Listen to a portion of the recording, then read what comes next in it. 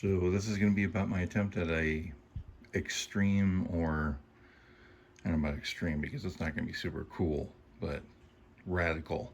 Let's go with that. Radical desk mod. Um, the problem or the reason I'm doing this is my desk is great for depth here when I'm working, but anytime I'm in a sim, whether it's a racing sim or a flight sim, this desk is just it's too deep.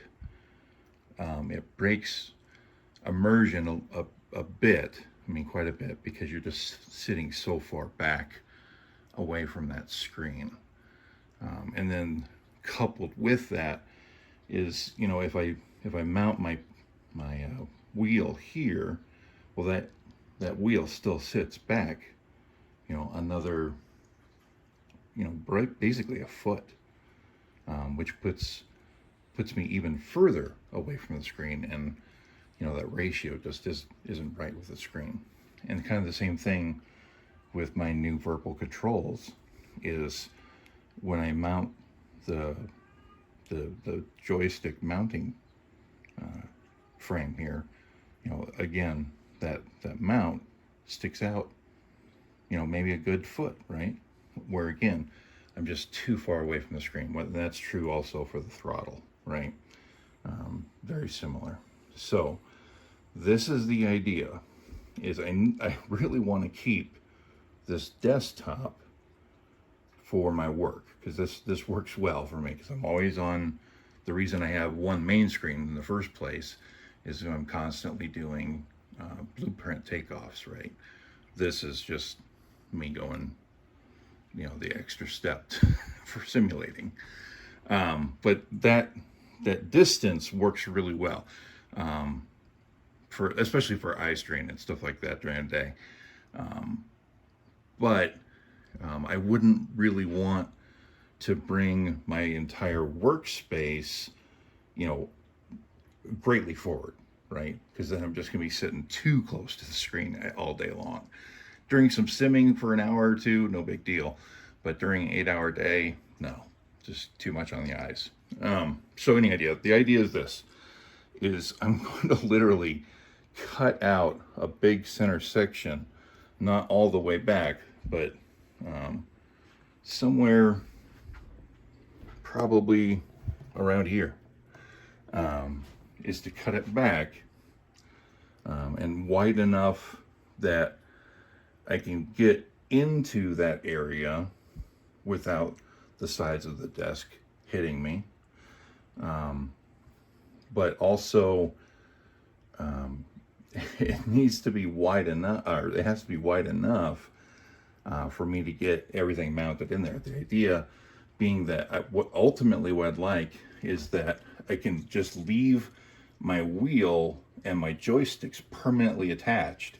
So what there'll be a cutout. This is the concept: is there's gonna be a cutout here, but then I'm gonna hinge it, and it's probably gonna require a hinge on both sides, unfortunately, which is probably not ideal. But there's gonna be a hinge here, so that this drops down in a way when I want to sim, and the same thing for this side.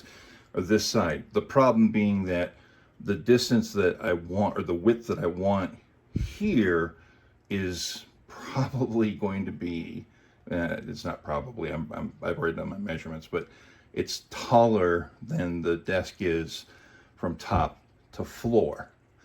So it's going to have to be cut in the middle, hinged here, drop away.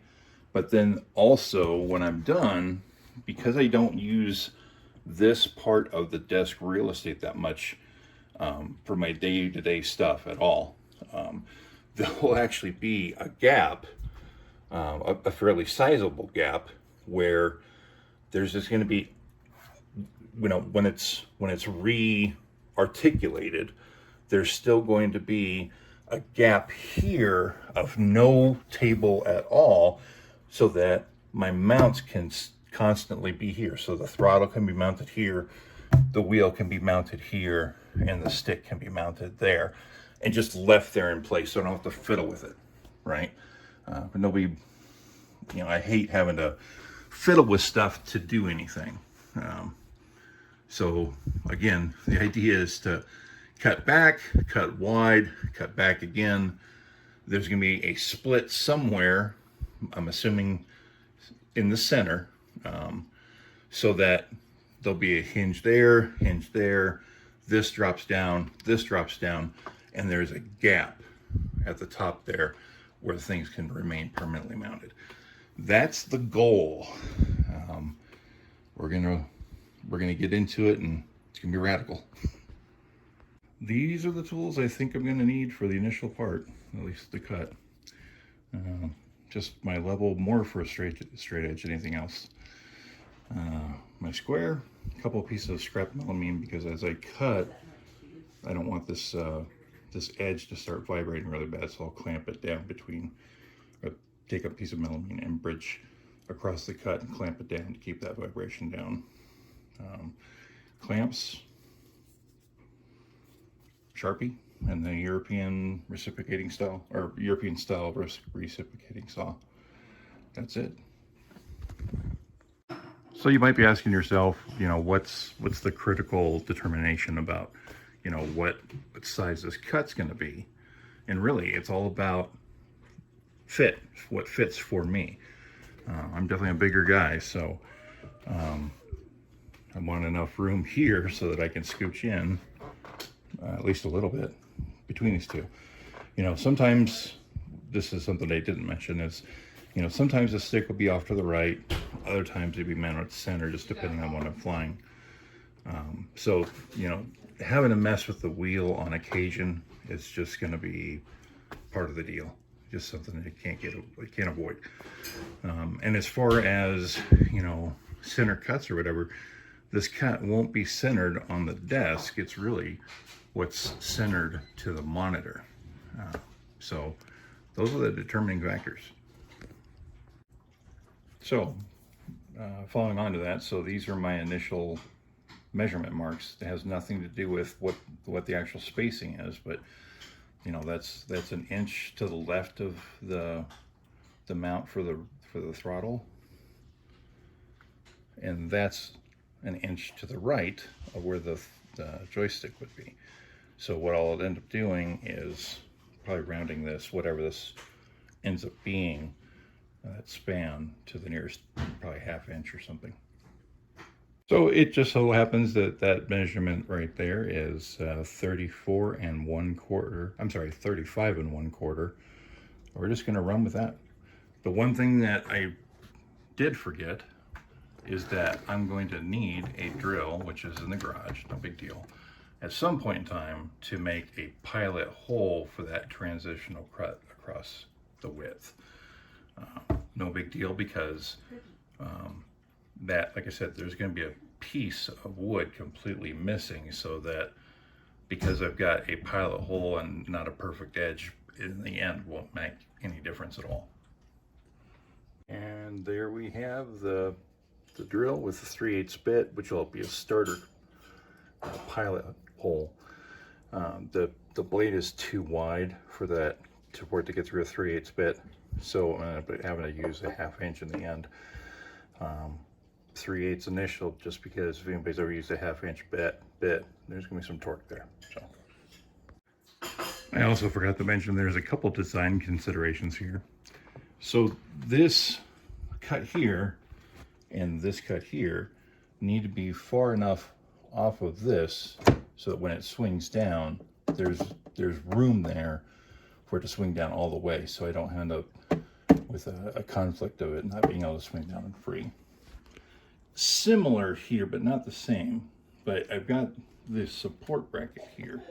I have to make sure that I'm missing that support bracket, but also that bracket ends about an inch just to the left of that line. So again, with the hardware and everything, this inside of the hinge has to be able to be clear of that support.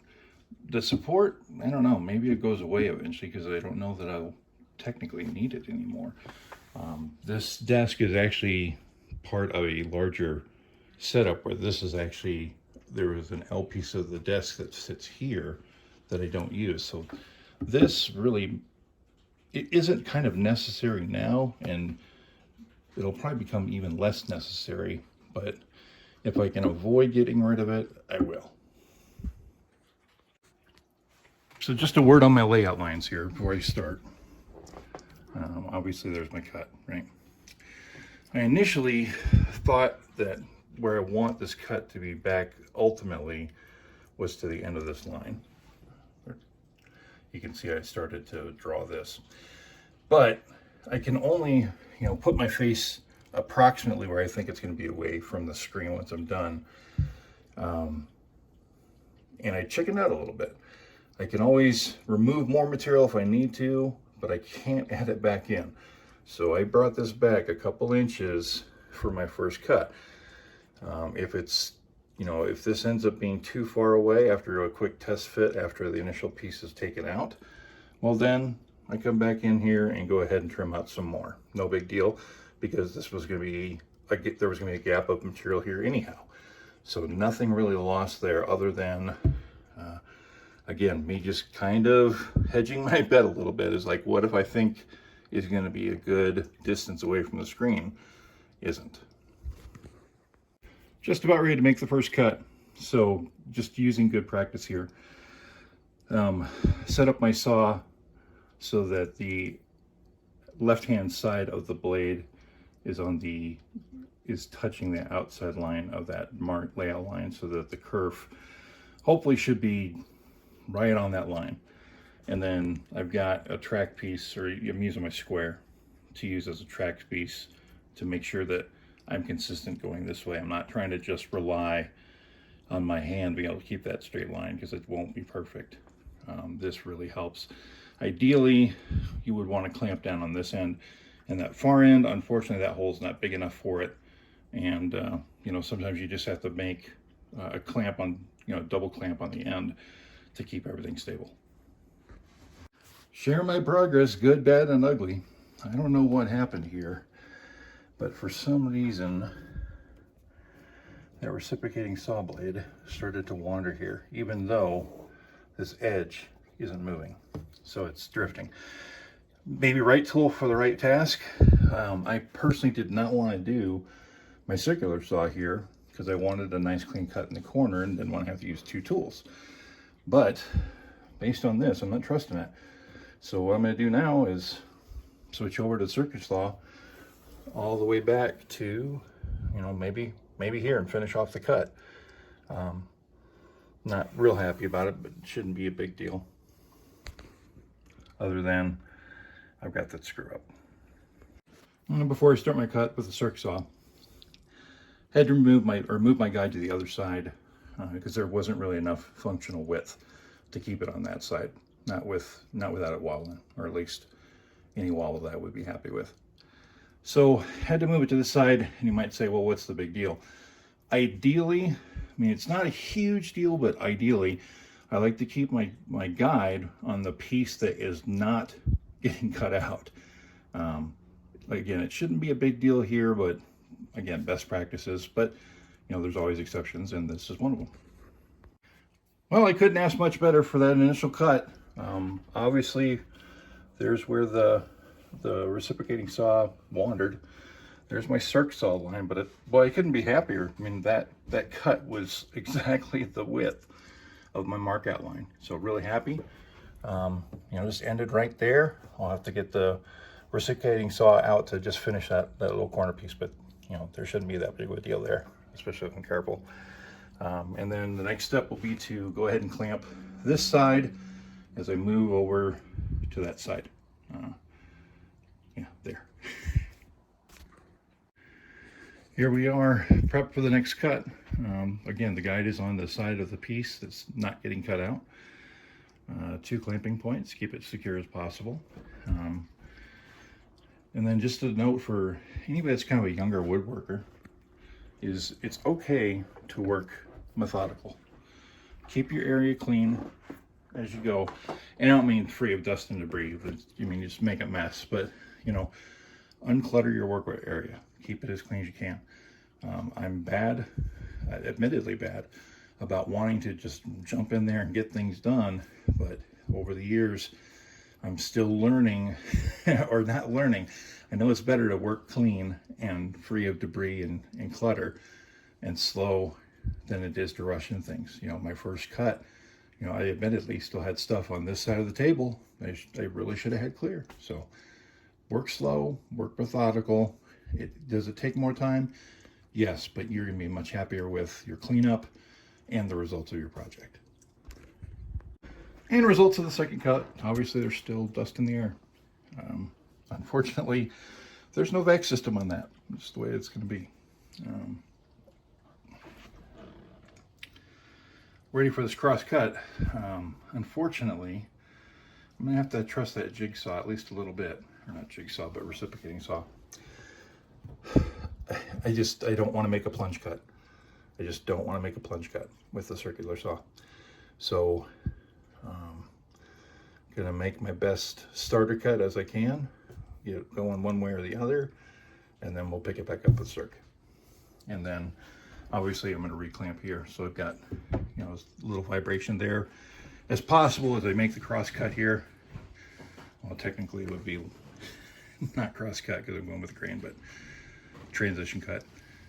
So to keep the chatter down here, and then also support so that when I get to the edge of either one of these cuts, the weight of this isn't making it drop away and break off rough. Not horrible freehand, but I'm looking forward to getting that circular in there. This is long enough from the circular saw to get all the way through the material before I do a full plunge. So ideally this would be longer, but again, I'm just not happy with this reciprocating saw making a real straight line. I know, you know, they're designed for curves, but man, you're supposed to also be able to hold a line, but I'll go with it. Unfortunately, there is not enough room for me to clamp anywhere. I don't have a clamp deep enough or with jaws deep enough to come in from that side, and nowhere to go. So this is going to be trusting the circ saw and myself to stay on that straight line. Okay, time for the finish cuts here.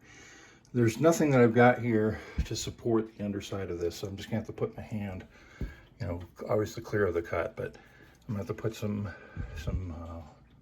strength underneath this to help lift it up. Again, I don't want this to break away. This will help, but it's not gonna be enough. Well, no turning back now. Everything went well. But there is no amount of glue up that's going to make that easy. Joking. But right now I'm going to go ahead and clean up the sawdust mess.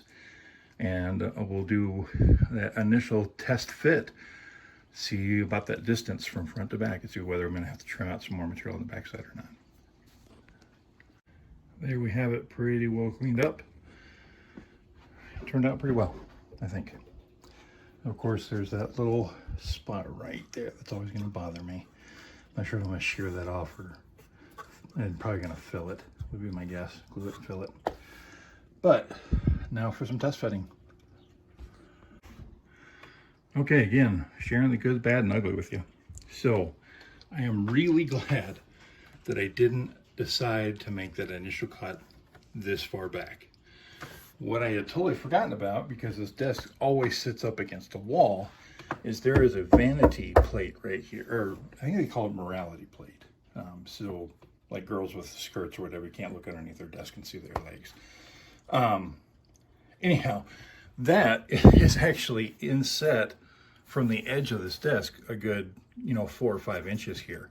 So had I cut back another 2 inches, I probably wouldn't had enough leftover shelf here for me to get these mounted. So that's one. Number two, it's too late to do anything about it now, but I hadn't even thought about potential collisions with the either the joystick or the throttle with the frame that was surrounding it, because it's always been sitting, out here in space, right? So I'm glad I gave myself that extra inch, because that's giving me clearance here for this knob, and thankfully the throttle just goes forward and back. There's no left and right throw. There's no conflict here. However, that's where I thought I was going to be mounting the joystick. Didn't even think about collisions here, right? So thankfully it's still wide enough that it's very doable for me to use, and I just barely don't touch there. However, that's when my hand's not there. Thankfully, it's pretty rare that I ever need to make a max performance dive to the right, so it shouldn't be a big deal. But a design consideration I really wish I would have thought of. Not that I would have a whole lot to do here, because I didn't have a lot to play with here anyhow, because I wanted some lip here for structural integrity, because I've got drawers there, and obviously the drawer frame and all that. But I could have given myself probably another good inch there, and that would have made a difference for sure. So again, sharing the good, the bad, and the ugly. Now to get the wheel in place and see how we look. Sorry, one other final or follow-on thought. So I was thinking that the gap here in the front was going to be, you know, something like this wide, but really what I'm going to end up with is a plate here across. Well, that doesn't really help you, does it? Basically a plate here. The gap here is going to, from front to back, to make clearance for the throttle even when it's in its full forward position, is going to have to be at least this big, and it's actually a little bit bigger for the stick.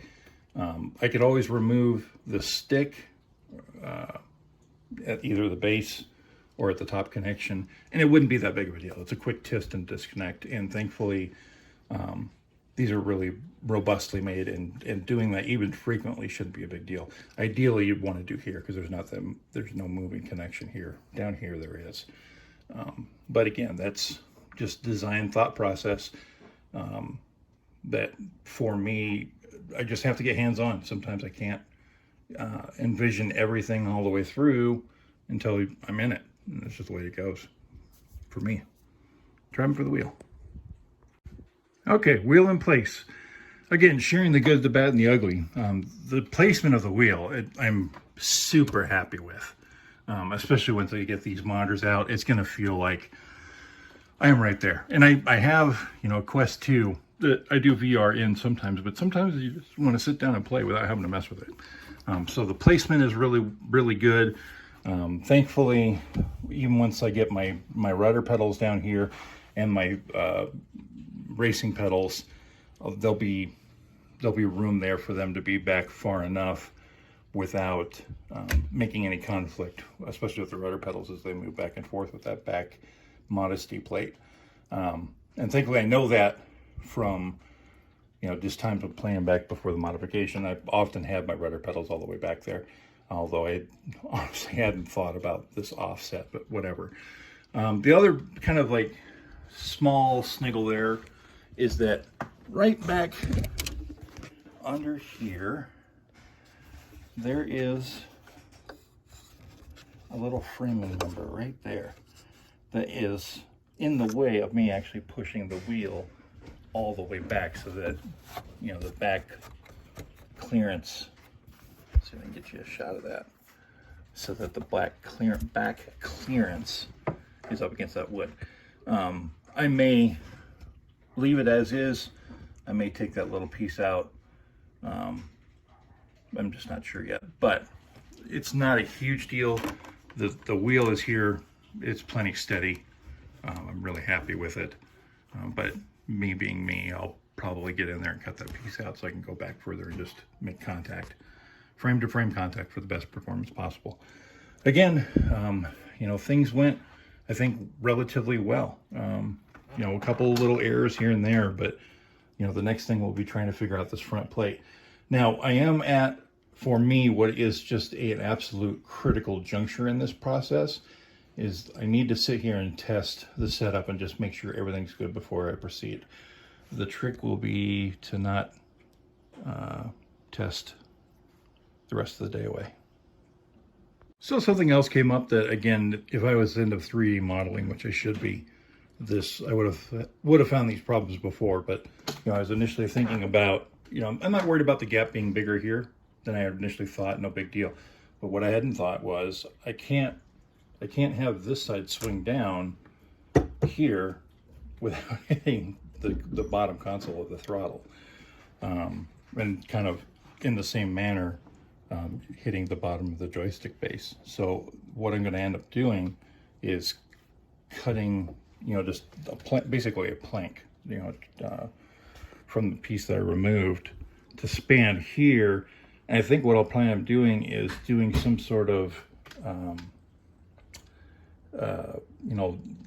like a rural fence system that has, the sliding bolts that go this way. So the receiver here, and then just mount those pins underneath the plate. So when I want to use this, I just, pop those pins in, pop it in, just remove this piece, and I'm ready to go. The one thing I haven't really thought about too much is, where do I end up putting my keyboard?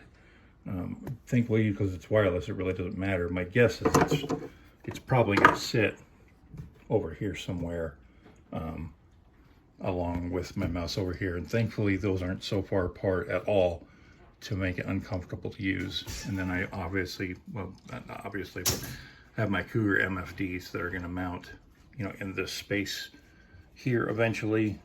And then I have thought about getting the WinWing, the consoles, the two consoles. They should mount here in this space, but what do I do with the conflict between having a Cougar MFD here and then some sort of panel there? But that's a future problem to work out. All right, so it is several hours later, not because I got carried away with testing. I just had other things that were going on. So what I've, you can obviously see where I left off with the stick and the throttle and the wheel is mounted where I want it, etc., etc. I have not dealt with that spacer underneath. I think I am going to get rid of that. But anyhow, so what I've done is, obviously I cut down this piece. It just happened to be 10 inches. It doesn't really matter.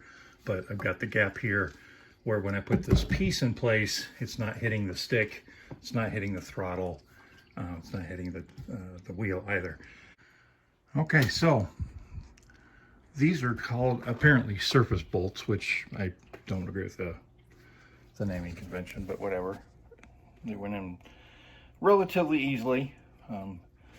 My biggest complaint here is just this alignment on the plane is tough to nail down. There's play in those bolts, those sliding bolts, but I suppose I could have done slightly better.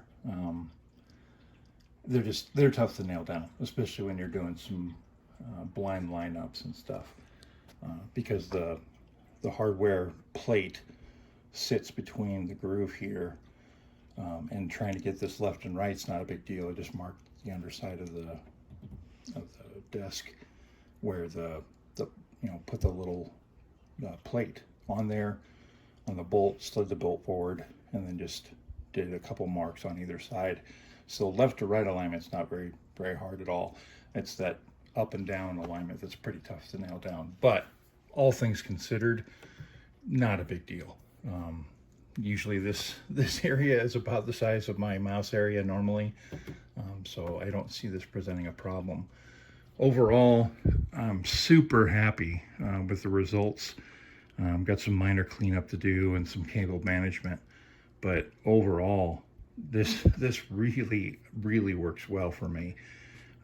So I'll show you here in a second, but it just takes 2 seconds to unbolt everything and get that I guess this is what we call a transom, I'm not sure, off of here. So that's the setup without the transom, and right, the rudder pedals are in place. I can get right in here, and it feels kind of tight, like a cockpit kind of should. or at least not tight, but snug. It's definitely snug. But I've got full range. Just a great setup, and still have to figure out some sort of keyboard mount here. My guess is I'll probably end up with that tray that kind of bolts up somewhere around here, and won't conflict with the throttle. But having that set up right there, I'm left-handed, so that's why it's going to be over here instead of on the right. Who knows? It might still end up on the right just because of conflict issues. We'll see what happens. But like I said, I don't know what the future holds, and just have some cable management things to do. I'm probably going to drill a hole here in the back side of the drawer space, and then through the other side, just to keep things really tidy. I might end up mounting a powered USB port under here just for convenience, and maybe that becomes a much simpler solution, but not super important at this time. But like I said, overall results is really good. Once these TVs are put back in place exactly right, it's, I basically have a 180 surround, if not a little bit more. So hope this gives you some good ideas on what you can do with your own, kind of radical desk mod. But it's fully functional, leaves me plenty of space for work when I want to, and a very good setup for simming when I want to. I also like that, if I decide to fly with a center stick instead, at least the only thing I'm doing is just kind of shifting the wheel over. This thing weighs, I don't know, 8-9 pounds or something like that. It's not heavy, but it's cumbersome to move around. But most of the time I'm using side stick. But again, if I want to do center stick, not a big deal to move that wheel out of the way. Like I said, thanks for watching. Again, I hope this gives you some good ideas on what to do. I haven't seen this particular solution before, so I'm really happy with it.